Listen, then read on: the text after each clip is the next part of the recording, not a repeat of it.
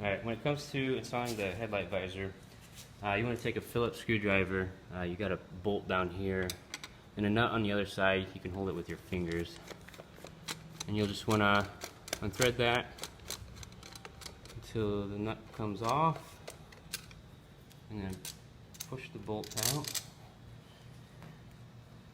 And then I take two of my fingers down here. This is where it spreads apart. And kind of spread it, and then you don't want to remove it fully, but you want to bring it forward just a little bit. So there's now a gap all the way around the headlight there. And then when it comes to the visor, I just work on one side, get that in, and then you kind of have to flex it a little bit, slip that end in, and it should be recessed inside the ring here. And then just go ahead and, again, spread the bottom there and then kind of form it to where it naturally needs to sit. Now that the headlight visor is in there, it's not gonna sit as nicely as it was before. You might have to do some flexing.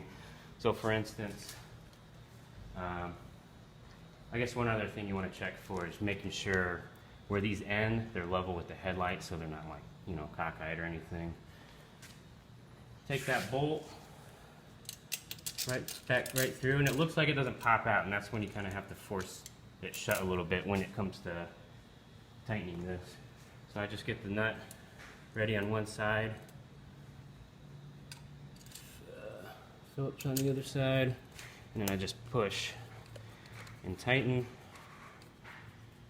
And again, double check that this is kind of centered. Keep tightening.